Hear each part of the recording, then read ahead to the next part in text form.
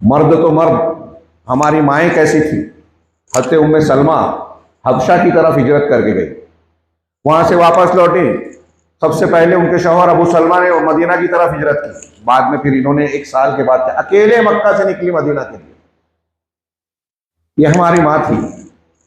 वाकया पढ़िए सीरत में। हज़रत उम्मे हबीबा, ये भी हमारी माँ उम्महातुल मोमिनीन में से। हबशा हिजरत करके गई, शौहर ईसाई हो गए, पेट में बच्चा। कैसे हालात रहे होंगे। कोई वहां, थोड़ी देर के लिए सोचिए, एक औरत अपना शहर घर छोड़कर, सारे रिश्तेदारों को छोड़कर एक अजनबी मुल्क में जाती है। वहां की जबान भी अलग, रहन सहन अलग, कोई रिश्तेदार नहीं है, होटल रहने सहने का इंतजाम, दौलत पैसा नहीं है कि उसका इंतजाम कर ले। शौहर जिसके साथ गई है वो भी ईसाई हो के अलग हो गया। दावत दी, ईसाई ने कहा नहीं, हमें दीन हक मिल गया है, सच्चा दीन मिल गया है, कैसे छोड़ सकती। बाद में अल्लाह के नबी सल्लल्लाहु अलैहि वसल्लम ने पैगाम भेजा, वकील बनाया, निकाह हुआ, नजाशी ने आपकी महर अदा की, वो मदीना लाई गई। कई साल गुजर गए, वाक़या बयान करना मकसूद नहीं है। सालों बाद अबू सुफियान जब मदीना आए, शिर्क की हालत में ही थे। अल्लाह के रसूल सल्लल्लाहु अलैहि वसल्लम से कुछ नरमी का मुतालबा, जो उन्होंने बदअहदी की थी और डर था कि वहां मुसलमान हमला करेंगे, तो उसको रोकने के लिए मदीना आए और अल्लाह के नबी सल्लल्लाहु अलैहि वसल्लम के पास जाने से पहले अपनी बेटी के घर गए।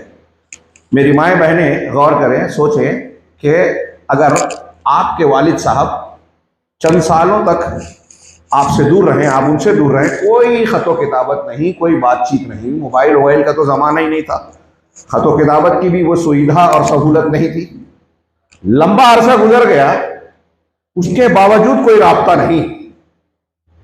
अब ऐसे में अचानक बाप घर के अंदर दाखिल हो रहा है।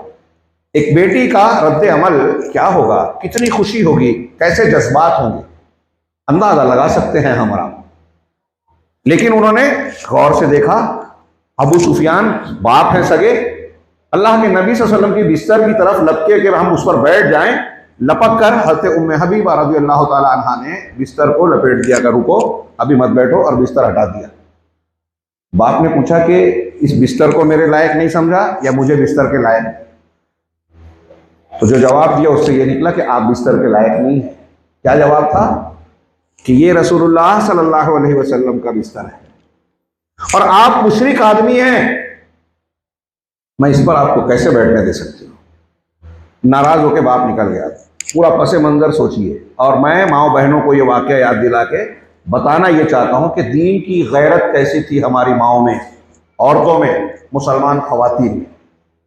हज़रत उम्मे सुलैम रज़ियल्लाहु ताला अन्हा, हज़रत अनस की वालिदा, अबू तलहा रज़ियल्लाहु ताला अन्हु जब काफिर थे, उन्होंने पैगाम दिया निकाह के लिए मदीना में। हज़रत उम्मे सुलैम ने कहा कि अबू तलहा, तुम जैसे आदमी का रिश्ता रद्द नहीं किया जा सकता, तुम ऐसे आदमी हो, हाँ, लेकिन मैं ईमान वाली औरत हूं और आप काफिर।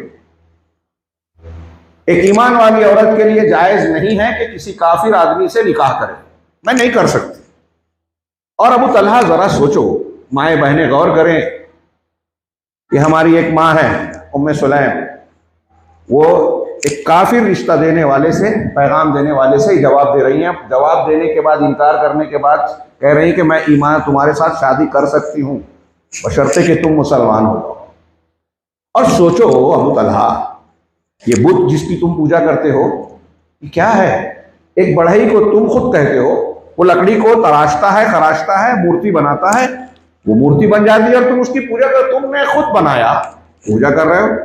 तोड़ोगे तो टूट जाएगी, जलाओगे तो जल जाएगी, अपने आप को बचा नहीं सकती, आपके क्या काम आएगी? इस कैसे पूजा करते हो, क्यों करते हो? ये बातें हज़रत उम्मे सुलैम ने अबू तलहा से कही। वापस लौटे तो उम्मे सुलैम की बातें दिमाग में गर्दिश कर रही हैं कि वाकई मैं जिसकी पूजा करता हूं तो कोई ताकत कुव्वत नहीं रखता, मेरा कुछ बना बिगाड़ नहीं सकता, फिर मैं क्यों पूज रहा हूं? समझ में आ गई बात। हाँ, उसी दिन या दूसरे दिन वापस आए, कहा उम्मे सुलैम, बात मेरी समझ में आ गई, मैं कलमा पढ़ता हूँ। शहादतैन पढ़ा, अशहदु अल्ला इलाहा इल्लल्लाह व अशहदु अन्ना मुहम्मदन अब्दुहु व रसूलुहु। कलमा पढ़ के मुसलमान हुए और हज़रत उम्मे सुलैम के नज़दीक उनका यही ईमान लाना महर हो गया। उन्होंने कहा था कि तुम अगर मुसलमान हो तो यही मेरा महर होगा। हज़रत ताऊस ताबई हैं, रावी हदीस, वो कहते हैं कि मैंने उम्मे सुलैम से बेहतर किसी औरत का महर नहीं देखा। ये हमारी माँ थी, वो इस ईमान की, अकीदे की कीमत जानती थी, इसलिए हर कुर्बानी गवारा थी, बचाती थी दीन और ईमान को।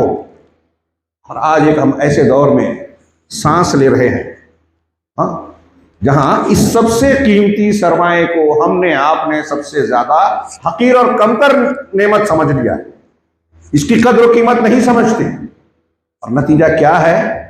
सही मुस्लिम में अल्लाह के नबी सल्लल्लाहु अलैहि वसल्लम ने फितनों के आम होने के ताल्लुक से जो बयान फरमाया, उसमें जिक्र किया कि एक दौर आएगा कि सुबह में मुसलमान आदमी मुसलमान होगा, शाम में काफिर हो जाएगा, शाम में मुसलमान होगा, सुबह काफिर हो जाएगा।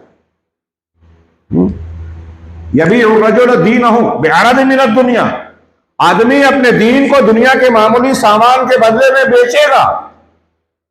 उससे पहले वाले जुमले में कहा कि नेक अमाल में जल्दी करो, आने वाला दिन ऐसे है जैसे रात की तारीकी का हर बाद वाला लम्हा पहले से ज्यादा तारीक और अंधेरे वाला होता है। ऐसे ही एक के बाद एक फितने आएंगे। बाद हदीसों में है कि जैसे हार टूटता है और हार टूटने के बाद उसमें जड़े हुए नगीने एक के बाद एक गिरते हैं, ऐसे ही एक के बाद दीगरे तुम्हारे ऊपर फितनों की यलगार होगी।